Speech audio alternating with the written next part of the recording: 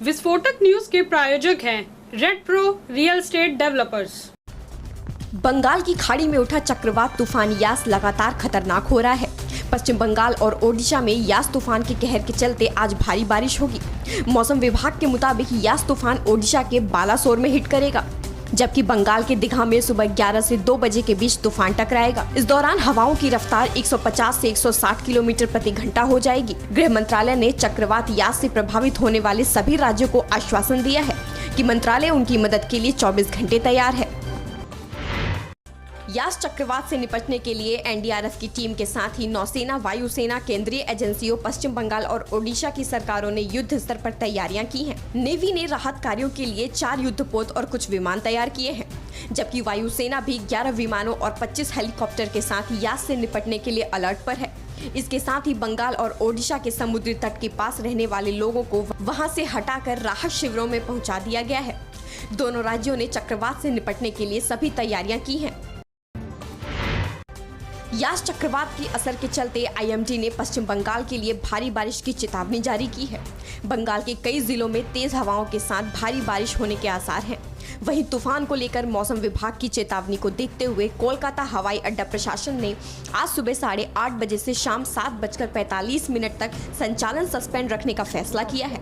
इस दौरान हवाई यातायात बंद रहेगा। सोमवार को 2 लाख से कम केस आने के बाद मंगलवार को फिर से नए केस की संख्या 2 लाख के पार गई है। 24 घंटे में देश में कुल 2,08,414 नए केस आए। वहीं मौत का आंकड़ा भी एक बार फिर से 4,000 के पार चला गया। एक दिन में देश में 4,159 लोगों की जान कोरोना से चली गई। एक दिन में 2,95,085 लोग रिकवर हुए और इसके साथ ही एक्टिव केस की संख्या 25 लाख से नीचे आ गई है। महाराष्ट्र में कोरोना से मौत के आंकड़े लगातार डरा रहे हैं। पिछले 24 घंटे में राज्य में 1137 लोगों की मौत महामारी से हो गई। हालांकि पहले के मुकाबले अब नए केस कम आ रहे हैं। एक दिन में राज्य में कुल 24,136 नए केस आए हैं। हालांकि मुंबई में महामारी पूरी तरह से नियंत्रण में है और नए केस 1,000 के आसपास आ रहे हैं। महाराष्ट्र के बाद कर्नाटक और तमिलनाडु की स्थिति मौत के मामले में बेहद खराब बनी हुई है। कर्नाटक में 24 घंटे में 588 लोगों की जान चली गई, जबकि तमिलनाडु में भी 468 लोगों ने संक्रमण की वजह से अपनी जिंदगी गंवा दी। केरल में भी 177 मौतें एक दिन में हुई हैं। देश में सबसे ज्यादा नए केस 34,285 कर्नाटक से आए हैं। दिल्ली में 45 से अधिक उम्र वर्ग के लिए तय कोवैक्सीन का स्टॉक लगातार 2 दिन से खत्म है। आम आदमी पार्टी की विधायक आतिशी ने कहा कि मंगलवार को दूसरा दिन था जब 18 से 44 साल के लोगों का वैक्सीनेशन बंद रहा। हालांकि कुछ जगहों पर वैक्सीनेशन मामूली रूप से हो भी रहा है, तो वह सिर्फ प्राइवेट अस्पतालों में और महंगी कीमत पर हो रहा है। दिल्ली सरकार ने केंद्र से कहा कि जल्द से जल्द वैक्सीनेशन उपलब्ध कराई जाए।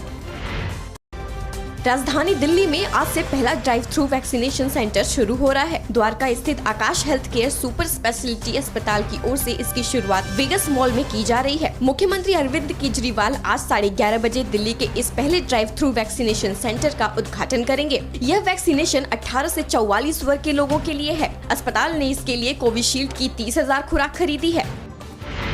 मॉडर्ना की सिंगल डोज कोविड वैक्सीन के अगले साल तक भारत में आ जाने की उम्मीद है। वहीं इस साल फाइजर से भारत को 5 करोड़ वैक्सीन मिलने की उम्मीद है। मॉडर्ना अपनी सिंगल डोज वैक्सीन के लिए भारत में सिप्ला से बात कर रहा है। हालांकि कंपनी 2021 में भारत को वैक्सीन देने के लिए तैयार नहीं है। इस बीच फाइजर भारत को वैक्सीन देने पर सहमत तो हो गया है, लेकिन वह नियमों में काफी ढील की उम्मीद कर रहा है। वैक्सीन की कमी के चलते दिल्ली में तमाम सेंटर्स पर वैक्सीनेशन का काम बंद हो गया है। ऐसे में सबसे ज्यादा परेशानी उन लोगों को हो रही है जिनकी दूसरी डोज का समय या तो आ चुका है या निकल गया है। ऐसे कई लोग इन दिनों पूरे दिन वैक्सीन की जुगाड़ में ही लगे हैं।